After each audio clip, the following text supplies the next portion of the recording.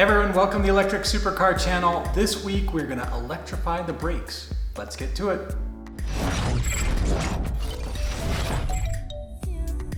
Today what we're going to try and do is we're going to try and get an electric braking system working. So the Porsche had a traditional braking system which was vacuum assisted. The vacuum is generated by the engine itself, and there's kind of a diaphragm in the middle. When you press on the brake pedal, it kind of opens a valve, and then there's the vacuum pressure and atmospheric pressure. That really aids in the amount of braking pressure that you're able to produce. So in the first build I did in the blue car, it's just manual brakes, so no vacuum assist or anything. This one I'm going to go for an electronic braking system, and I'm going to use the Tesla. It's called the ibooster. The way the ibooster works, it does not have any vacuum source, but it requires power. It actually has gears and things that help assist when you press on the brake pedal. What we're going to try and do in this video is we're going to try and adapt the Tesla brake booster to the Porsche. And there's still some things to figure out, like which brake pedal do we use and things like that. So let's get started.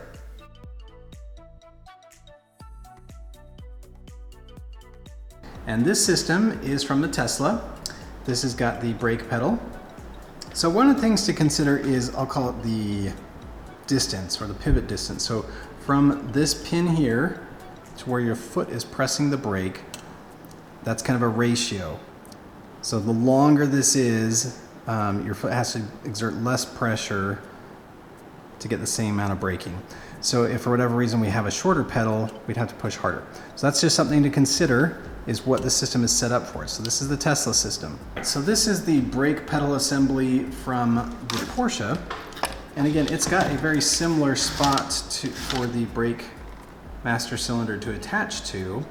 We're gonna check out the pivot distance from there to the foot pedal, see if it's easier to adapt it to this one, or maybe I'll just keep the Tesla brake pedal and figure out how to put that in the car. All right, one of the things I'll have to overcome, so again, this is where the brake pedal is on the Porsche, and it kind of comes out fairly straight. On the Tesla though, it kind of kicks over quite a bit. So this one would probably be in the way of the accelerator pedal. So again, we can either kind of cut and weld, we can try and make a pivot point here. So I drew this essentially to the right would be the brake master cylinder. This is kind of the coupling point. This is where it pivots, and this is where it kind of pushes into the electronic brake booster. So it's about 12 inches here for the Tesla, 4 inch there from the pivot to that point.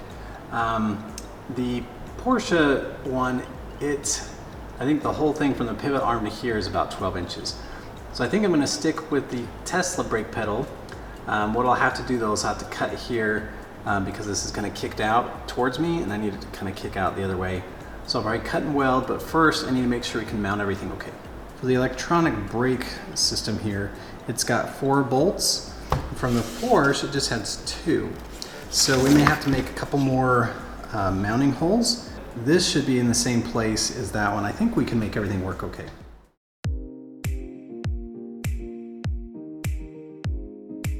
Checking here, just with a magnet. So this is aluminum paneling. I need to make some holes.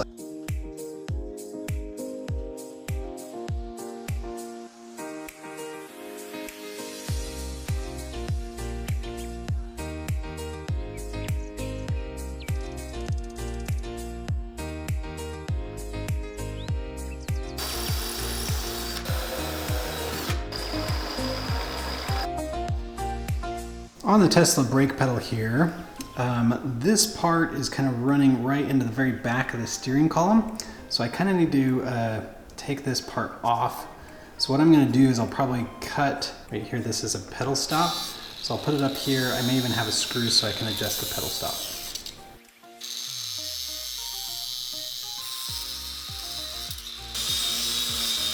All right, so I cut off a bracket here. I'm just going to weld on a piece here just to kind of make sure it's got rigid structure.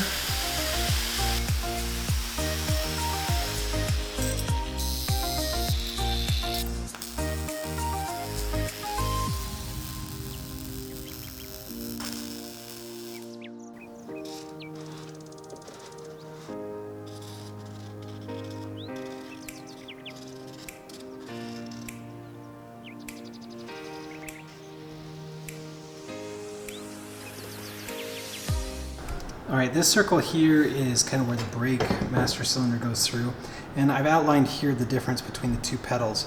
So this one is the Tesla one, this is the Porsche one. So I'm going to use the Tesla one. I think it just is easier to implement, but you can see it's a little bit longer and it's a little bit more to the side. So I've got it now in the car, and I'm just going to confirm that I do indeed want it a little bit shorter and a little bit over. All right, just temporarily, I've got it kind of bolted, the pedal bolted to the front firewall there. I'm just going to kind of check from inside the cabin, kind of on the pedal clearance and pedal placement.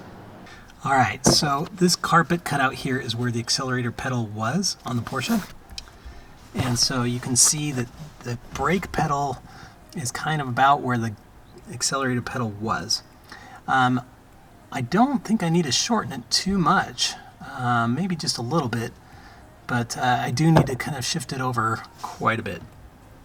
All right, I have access to a forward focus here. I'm going to say the brake pedal is maybe a titch lower than the gas, maybe 7 inches vertical.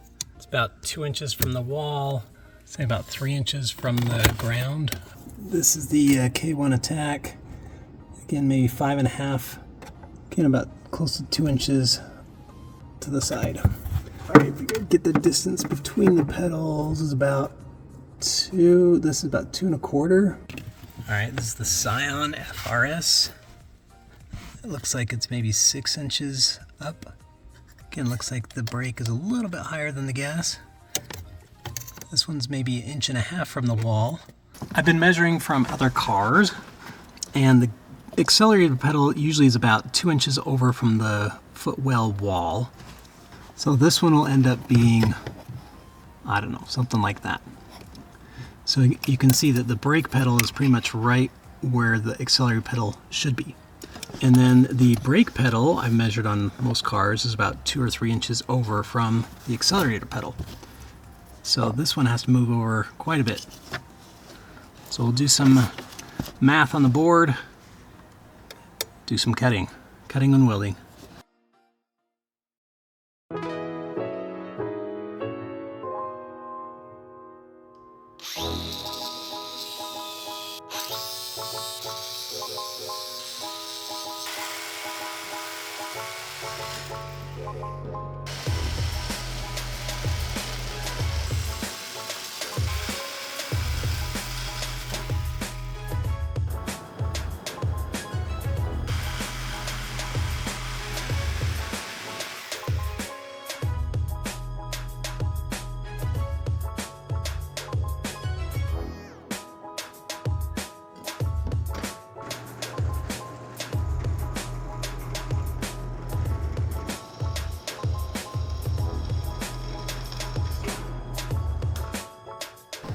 All right, I've got the brake pedal that I've kind of sawed in half.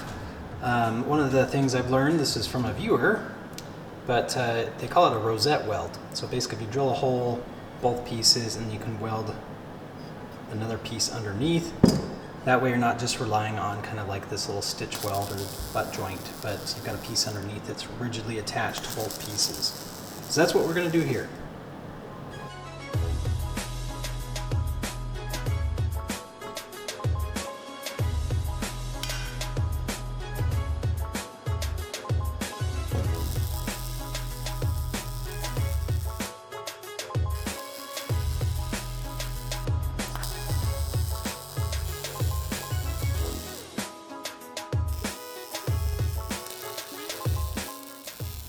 So it's going to be about like that, and that gives me the proper spacing for the accelerator pedal to the wall here, from the accelerator pedal to the brake, also to the floor, and the range of motion back.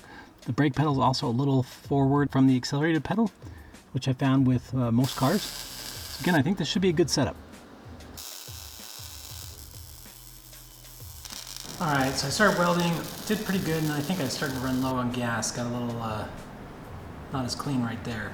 The other side looks good. All right, so this was the edge of the footwell. The green is where the pedal used to be. So again, it was about 2 inches away from the footwell, and we needed it to be over at least another 2 inches for the accelerator and another 2.5 inch spacing for the brake.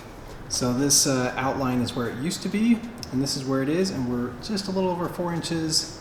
So we're gonna go ahead and put it in and see if we like it. All right, so here's where we ended up. So we're just a touch over 6 1/4. I think we want to be 6 1/2, but I think this will be close enough. Again, it looks pretty level, pretty good range of motion. I think the next step is we'll attach the brake booster and see if we like the way everything lines up and works. This wall right here is pretty flat, but then that section there actually kicks out a little bit. That forces the whole ibooster to kind of be up a little bit. So I've got a new company that I'm working with that'll help fix that. So I've used some other digital manufacturing services in the past, but this one I don't know if you know about. It's called Fictive. So Fictive is digital manufacturing on demand. All you have to do is design up the part, load it onto their website, and you get a quote instantly. They have a wide selection of materials to choose from. They also have a wide selection of processes like injection molding, CNC machining. It'll even give you design tips, and you can order right online. So if you need any machine parts like CNC or injection molding or even 3D printed parts, so make sure to check out the link in the description to learn more. So this is to help mount the brake master cylinder to be at the correct angle and location. So it's just on a slight angle to help everything be level and where it needs to be. Yay, it fits!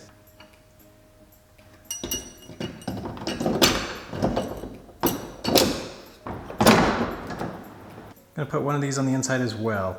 So the outside, or the engine bay side, it's angled a little bit, and so this one we want to angle the same way so that it'll be kind of the bolts will go straight through.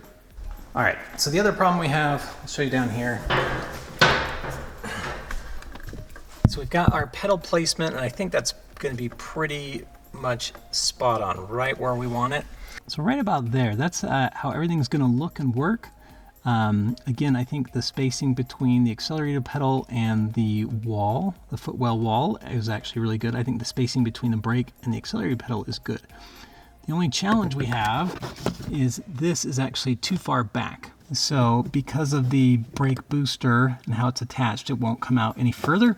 So we're gonna have to make a little extension to get things exactly how we want them. So if this is our brake assembly, this pin right here, that's the one that is causing the pedal to not go out as far as we'd like. So the brake master cylinder is at its full extension and the pedal's kind of still back. So what I'm going to do is I'm going to go ahead and take out the pedal and weld on a new section that gives it a little bit more out this direction, so the pedal will actually be out a little bit further. I think I've measured and I want this pedal to be out about another 2 inches. So if I want it out 2 inches here, the pivot's way up here and what's limiting it is right there. So with some math we can figure out how much steel we need to add and where the hole needs to be drilled. Essentially we have 3 points. This is the pivot point, this one does not move. We have this point and this point. So the distance here is about 4 inches. Overall, it's about 16. So it's about a 4-to-1 ratio. So if we want this point to move about 2 inches, that means this one needs to move about a 1/2 inch. So what I'm gonna do is I'm gonna weld on some steel, drill that hole about a 1/2 inch back.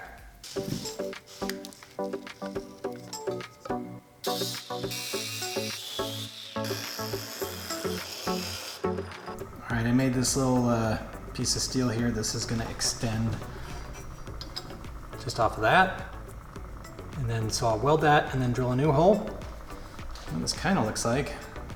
Beam me up, Scotty.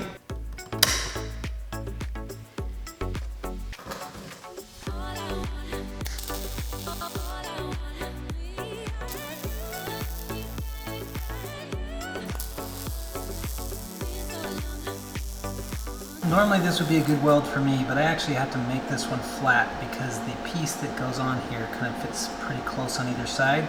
So I'm going to go ahead and grind it all flat and be able to drill my other hole. All right, there it is, kind of welded and all cleaned up. And this is about a 1/4 inch steel. So it's got plenty of strength. I'm now realizing the hole I want to drill is going to be kind of almost edge to edge condition with this one.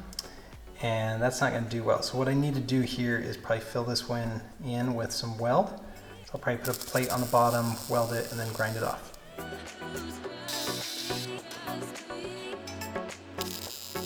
Before I get too crazy, I can almost barely not see the hole. So I need to mark the new one before I can no longer find it. All right, now I'm gonna drill a hole before I clean up the other side. All right, there it is with the, I'll call it the pilot hole.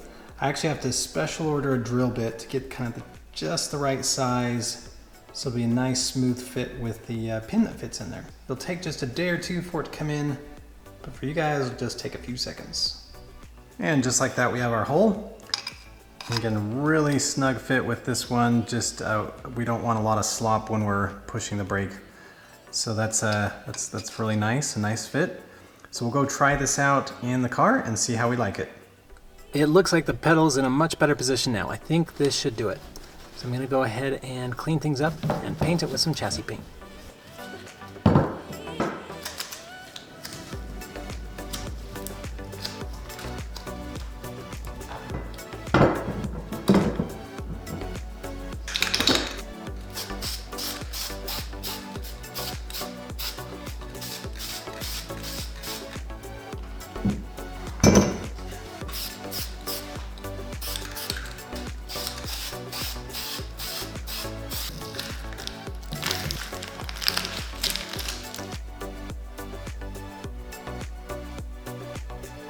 Not bad.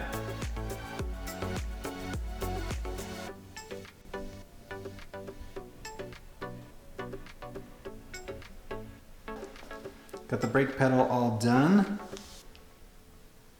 welded and painted.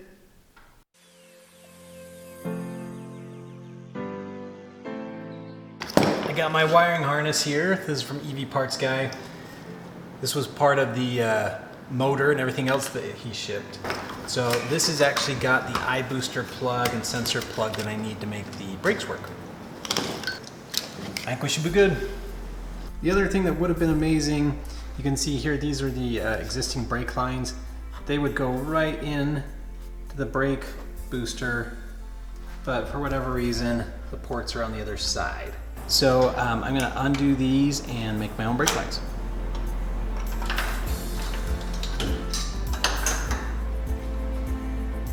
Much bigger, much smaller. Interesting. On this side, they're both the same side. And these ones look like they're bubble flares as opposed to the double flares. So the original brake lines came off here. This is the ABS module and basically went out here and here. So what I'll do is I'll make two new lines. I'll probably just have them kind of curve around this way, over here, and then that way. So got to get some tubing, bend it.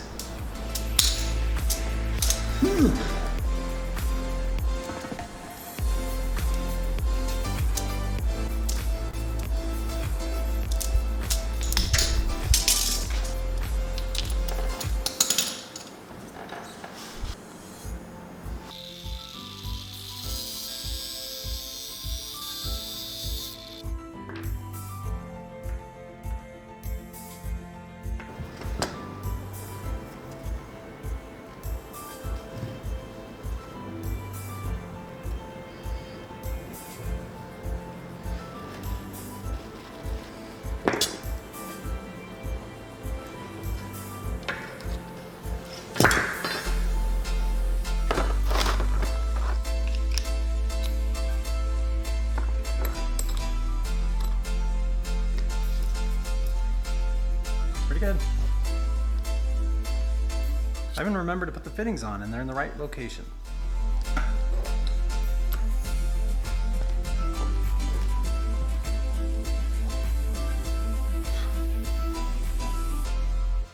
All right, they fit up just great.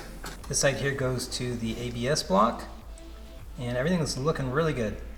All right, so I've not tightened anything. I kind of put it in the car, made sure all the lines were just right. I'm not sure, but I've heard maybe bubble flares you can't like reuse. You can't tighten, then untighten, and then tighten again. So I'm actually gonna leave this one out. I've gotta have the front drive unit in place, and this will be in the way. So I'm gonna leave this out. I'm really happy with all the progress. I think we've got the electrified brakes knocked out. All right, everyone, we got some things figured out. This is kind of some of the challenging things, making essentially parts from different cars trying to fit together like they were never intended.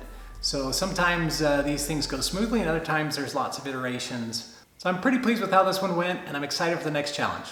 See you next time.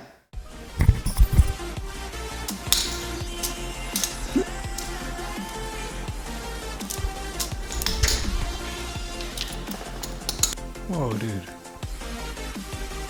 feel like I've got something here.